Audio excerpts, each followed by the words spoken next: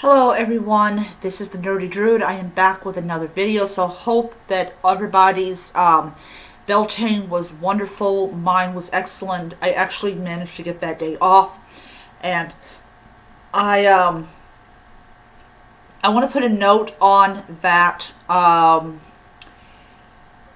I have added a new addition to my altar. You did not see it in the video, but it's a new addition to the altar, and it's designed for two reasons. One, to give my altar more room, and two, to have a spot for statues that are extremely lightweight and everything. So I kind of wanted to have its own little section and everything, so I just let you guys know that there is an altar update, and I will be doing it most likely sometime this week or next week. I'm not exactly sure. I've made it a point to really not do a ton of videos, so if I say I have an update, you might have to wait a week or two for that update, but it is coming. So anyways, we now have left the 3 spring festivals, and next month is going to be the summer solstice. So this spring is going by really fast, and I'm really excited about summer. Next month will be 1 year that we have been here in the apartment, and I have a very good feeling that we will be allowed to stay for another year because we have not been trouble. We have not caused the police to come over. We've been pretty much keeping to ourselves, so I do have a really good feeling that we will be here another year. Plus, it's going to be absolutely difficult to find another place to live if we are not allowed to stay, but I've got a very good feeling that we will be allowed to stay for another year, which will be great.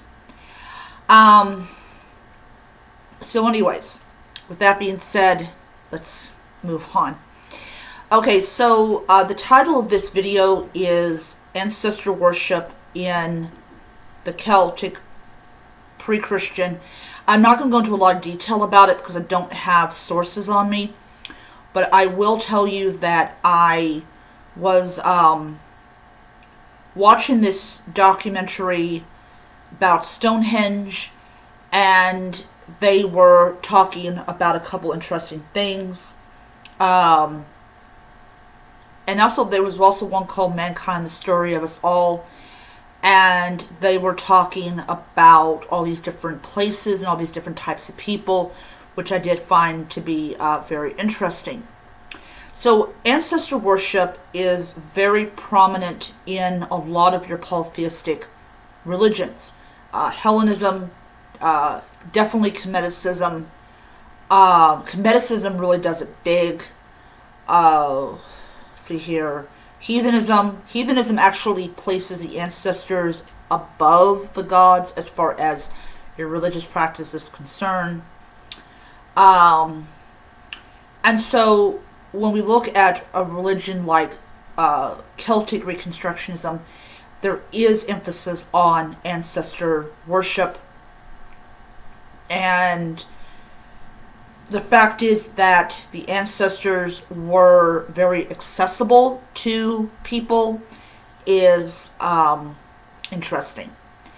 So while the Celts did practice cremation, there is evidence from bones that were discovered, I believe, in Newgrange, that the Celts actually also allowed the natural decomposition process to take hold, and the bones were then cleaned and put into this tomb.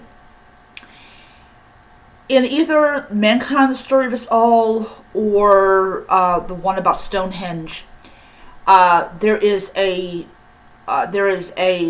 belief among historians and sociologists alike, because if you go into archaeology or anthropology, that takes sociology, which is interesting, that religion was actually founded as a way of helping the ancient Celts and other groups understand and cope with death, because it's not like today where you could go to the supermarket and get food.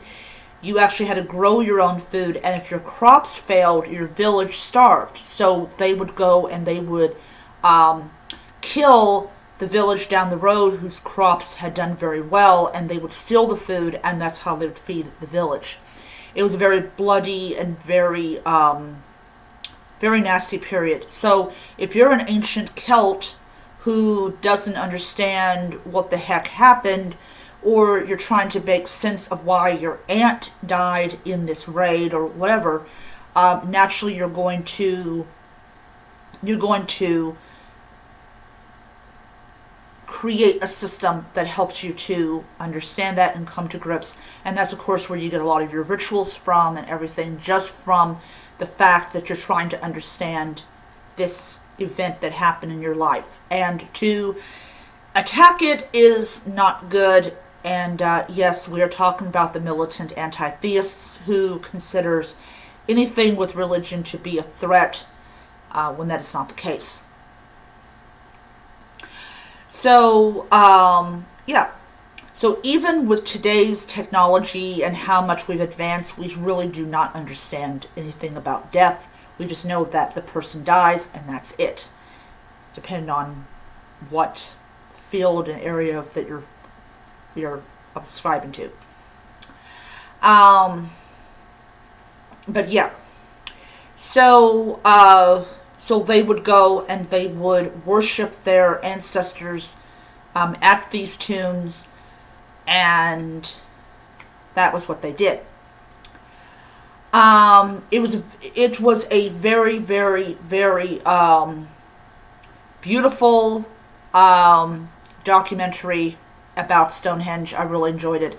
I really feel, every time I see Stonehenge, I really feel that connection to that place, and it's a very powerful one that I do not overlook. Sorry. Yeah, so ancestor worship was important. Yes, the gods were just as important, but the ancestors were accessible. You could touch their bones and you would know that at one time that had been an actual living person. So yeah, so I'm going to stop here, and I'm going to finish off by saying that, as I said, I am going to show you an update on my Celtic altar.